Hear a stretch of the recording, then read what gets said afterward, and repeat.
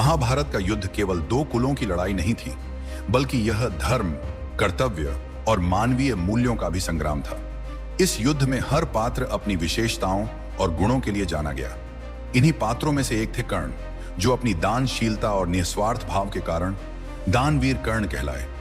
उनकी महानता का एक प्रसंग ऐसा है जो हमें सिखाता है कि सच्चा दान क्या होता है। कर्ण का जन्म कुंती और सूर्यदेव के आशीर्वाद से हुआ था, लेकिन सामाजिक मान्यताओं के कारण कुंती ने उन्हें त्याग दिया। उनका पालन पोषण अधिरथ नामक सारथी और उनकी पत्नी राधा ने किया। कर्ण का पूरा जीवन संघर्षों से भरा था। उन्होंने अपने जन्म से लेकर अंत तक समाज के अपमान और उपेक्षा का सामना किया, लेकिन उनके अंदर कभी कटुता नहीं आई। वह सदा दयालु, निस्वार्थ और दानी बने रहे। महाभारत युद्ध से पहले, जब युद्ध की तैयारियां जोरों पर थीं, भगवान कृष्ण ने कर्ण से मिलने का निश्चय किया। वह कर्ण को समझाने और उसके पक्ष में आने के लिए प्रयास करना चाहते थे, लेकिन कर्ण अपने धर्म और कर्तव्य से बंधे थे। वह अपने मित्र दुर्योधन का साथ नहीं छोड़ सकते थे, भले ही उनका निर्णय उन्हें इतिहास में एक विवादित पात्र बना दे। एक दिन कृष्ण ने कर्ण को बुलाया। उन्होंने उसे परखा और उसकी दानशीलता को दिखाने के लिए एक परीक्षा रखी। उन्होंने एक बड़ा ढेर सोने का कर्ण के सामने रखा। कर्ण ने इसे देखा, लेकिन बिना किसी मोह के वह शांत खड़ा रहा। कृष्ण ने मुस्कुराते हुए कहा, कर्ण, यह सोना तुम्हारे लिए है, इसे गांव वालों में बांट दो। कर्ण ने बिना कोई विचार किए गांव वालों को बुलाया। जैसे ही लोग इकट्ठा हुए, कर्ण ने बिना किसी देर के कहा, यह सोना अब आप सबका है, इसे आपस में बांट लो और अपने जीवन को सुखमय बनाओ।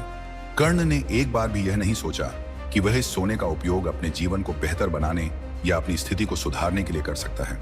उसने यह भी नहीं सोचा कि इस दान से उसका युद्ध पर प्रभाव पड़ेगा। वह केवल इस विचार से प्रेरित था कि यह सोना दूसरों के जीवन में खुशी ला सकता है। कर्ण की इस दानशीलता को देखकर कृष्ण ने अर्जुन को बुलाया। अर्जुन, जो पहले से ही कर्ण को अपने प्रतिद्वंद्वी के रूप में देखता था, यह देखकर हैरान रह गया। उसने कृष्ण से पूछा, मधुसूदन, कर्ण ने ऐसा क्यों किया? वह अपने लिए कुछ भी क्यों नहीं रखता? कृष्ण ने अर्जुन को समझाते हुए कहा, कर्ण का स्वभाव ही ऐसा है। वह निस्वार्थ है। जब वह दान करता है तो वह कभी नहीं सोचता कि उसका क्या होगा। यही कारण है कि उसे दानवीर कहा जाता है। उसकी महानता उसके धन में नहीं, बल्कि उसके दिल की उदारता में है। कृष्ण ने आगे कहा, दान वही महान होता है जब दानी अपने हित को भूलकर दूसरों के हित के बारे में सोचे। कर्ण का दान इसलिए श्रेष्ठ है क्योंकि वह न कभी अपना अहित सोचता है, न कभी बदले की अपेक्षा करता है। यही उसे सबसे बड़ा दानवीर बनाता है। महाभारत के युद्ध में कर्ण ने अपने युद्ध कौशल और वीरता का प्रदर्शन किया, लेकिन अंततः वह अर्जुन के हाथों मारा गया।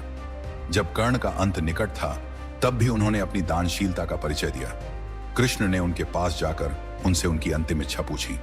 कर्ण ने कहा, मुझे इस भूमि पर बिना किसी धन और सांसारिक मोह के मरने दो। मेरी अंतिम इच्छा है कि मेरी आत्मा भी दान दे सके। कृष्ण ने कर्ण को अमरता का वचन दिया और उनके महान दान को संपूर्ण ब्रह्मांड के लिए उदाहरण बना दिया। कर्ण की मृत्यु के बाद भी उनकी दानशीलता के किस्से युगों युगों तक लोगों के दिलों में बसे रहे।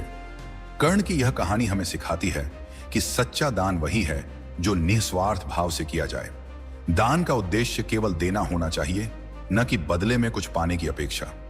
कर्ण का जीवन संघर्षों से भरा था, लेकिन उन्होंने कभी अपनी महानता को नहीं छोड़ा।